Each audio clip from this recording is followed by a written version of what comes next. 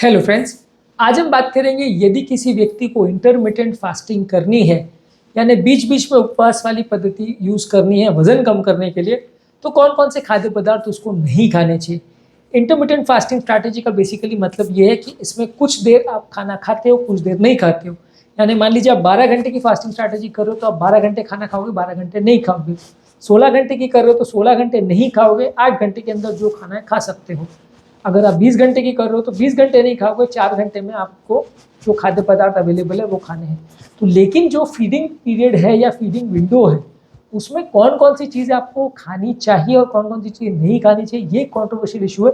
क्योंकि इस दौरान यदि आप बहुत सारा कुछ तो भी खाना खाएंगे तो वजन आपका कम होने के बदले उल्टा बढ़ भी सकता है, और गलत चीज़ें खाएंगे तो फास्टिंग करना भी मुश्किल हो जाएगा। तो हमने ऑलरेडी एक वीडियो किया है कि क्या क्या खाना चाहिए। आज हम बात करेंगे क्या क्या नहीं खाना चाहिए या कौन कौन से फूड्स अवॉइड करने चाहिए यदि आप इंटरमिटेंट फास्टिंग स्ट्रैटेजी में हैं। तो टॉपिक पर जाने से पहले जो लोग हमारे चैनल पर नए हैं उन्हें रिक्वेस्ट करूँगा कि चैनल को सब्सक्राइब करें, वीडियोस को लाइक और शेयर करें। सबसे पहले तो आपको हाईली प्रोसेस्ड फूड्स नहीं खाने चाहिए। इसमें रिफाइंड शुगर्स, अनहेल्दी फैट्स और एडिटिव कंटेंट बहुत ज़्यादा होते हैं जो कि अनहेल्दी होते हैं, और इनकी वजह से आपका जो फास्टिंग है वो सैबोटाज हो जाता है। आपका हंगर का जो पैटर्न है वो गड़बड़ हो जाता है, और आपका ओवरऑल भूख आपको ज़्यादा लगती है, बॉडी में इन्फ्लेमेशन ज़्यादा होता है। तो ये सारे काफ़ी अनहेल्दी है। जितना ज़्यादा प्रोसेस्ड फूड्स आप लेंगे उतना आपको नुकसान करेगा। इसी के अलावा आपको कोई भी शुगर वाली ड्रिंक्स नहीं लेनी है।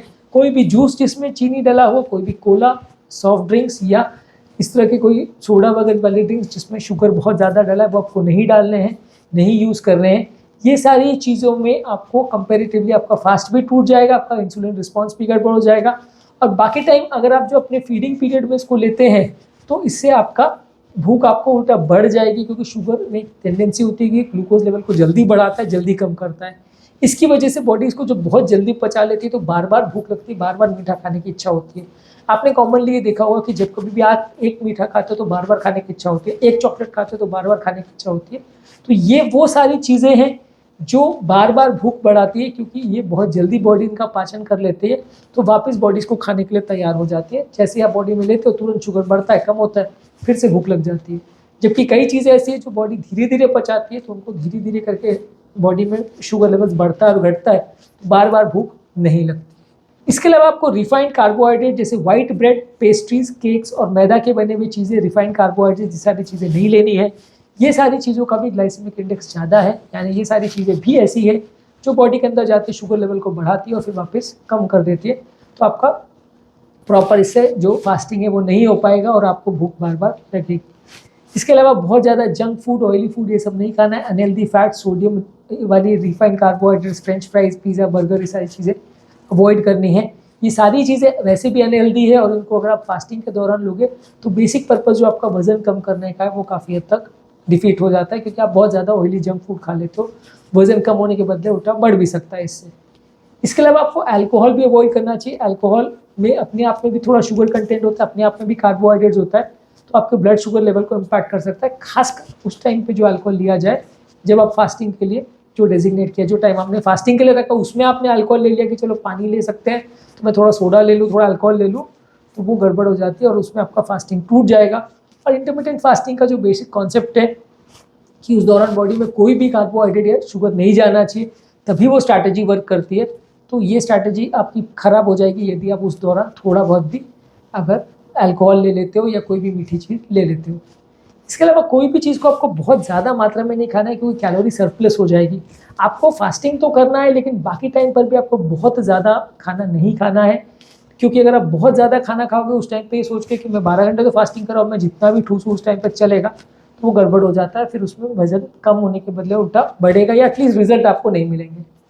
इसके अलावा जो भी दूध से बने हुए बहुत ज़्यादा प्रोडक्ट्स है, बहुत ज़्यादा जिसमें लैक्टोज कंटेंट है, वो भी बहुत ज़्यादा आपके बॉडी के शुगर लेवल्स को बढ़ा सकता है, तो उसको भी अपने फास्टिंग स्टेट में आप मत लीजिए। और बाकी टाइम एटलीस्ट लेना है तो स्किम मिल्क लीजिए, मलाई वाला दूध मत लीजिए। मलाई वाला दूध आप लोगे तो वो आपका शुगर लेवल्स बढ़ाएगा। फास्टिंग के टाइम आर्टिफिशियल स्वीटनर्स वाली मीठी चीज़ें भी मत लीजिए। हमको ऐसा लगता है कि क्योंकि चीनी नहीं है तो इसमें कार्बोहाइड्रेट नहीं है, तो हम पानी में फ्लेवर डाल के या पानी में शुगर फ्री डाल के हम पी सकते हैं, चाय में शुगर फ्री डाल के पी सकते हैं, क्योंकि हमें लगता है कि ये ज़्यादा हेल्दी है और ये कैलोरी नहीं दे रहा तो चलेगा।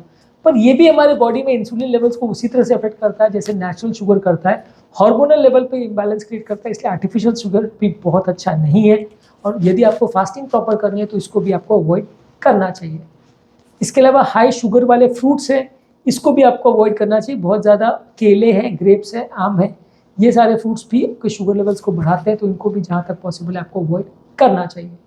इसके अलावा प्रोसेस्ड मीट्स जो है ये भी आपके बॉडी के कोलेस्ट्रॉल लेवल्स को बढ़ाते हैं, और प्रोसेस्ड मीट्स बहुत जल्दी बॉडी इनका पाचन कर लेता है, तो ये उतने हेल्दी नहीं है। यदि आप इनको ज़्यादा मात्रा में लेते हैं तो वज़न कम होने के बदले बढ़ भी सकता है।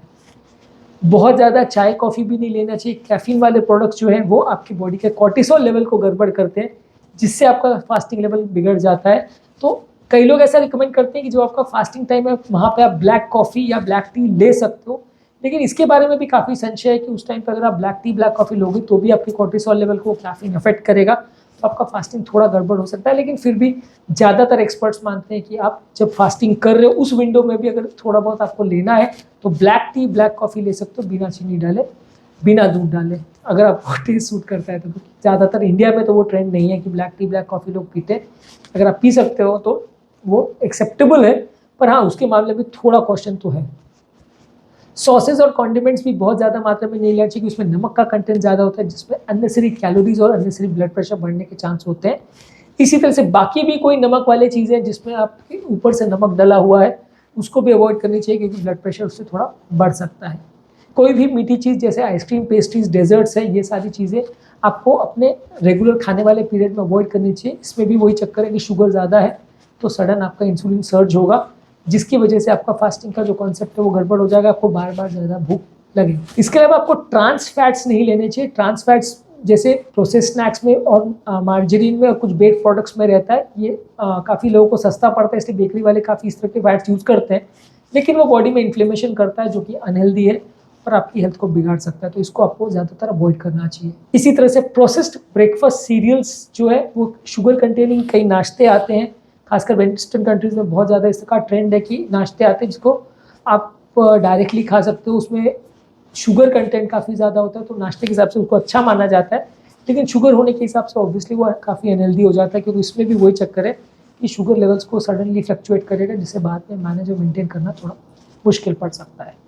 आज के टॉपिक में हमने आपको एक लिस्ट थी उन खाद्य पदार्थों के बारे में जिनको आपको फास्टिंग के टाइम या आपको नॉन फास्टिंग टाइम पे इंटरमिटेंट फास्टिंग स्ट्रैटेजी आप कर रहे हो तो उसको अवॉइड करना चाहिए। बेसिकली फास्टिंग टाइम में तो आपको सभी कुछ अवॉइड करना है, पानी के अलावा। पानी आप ले सकते हो, बाकी कुछ नहीं ले सकते। अगर आप चाय या कॉफ़ी ले रहे हो तो ब्लैक लो, वो भी अवॉइड करो तो ज़्यादा अच्छा है, पर ले सकते हो थोड़ा बहुत, कुछ एक्सपर्ट्स ऐसा कहते हैं। पर अदरवाइज जो खाने वाले पीरियड में है उसमें भी ज़्यादा ऑयली, जंक फूड, शुगर वाली फूड, प्रोसेस स्नैक्स और अनहेल्दी फूड ज़्यादा मत लीजिए। सब्जियां और फाइबर वाली चीज़ें, दाल साग सब्जी, इस तरह की ज़्यादा चीज़ें ज़्यादा खाइए। इसमें आपका शुगर लेवल बढ़ेगा नहीं, वजन बढ़ेगा नहीं, और फास्टिंग का आपको जो मैक्सिमम बेनिफिट मिलना है वो मिल सकेगा। उम्मीद करूँगा कि आज के टॉपिक में कुछ नई बातें जानने को मिली होगी। जो लोग हमारे चैनल पर नए हैं उन्हें रिक्वेस्ट करूँगा कि चैनल को सब्सक्राइब करें, वीडियो को लाइक और शेयर।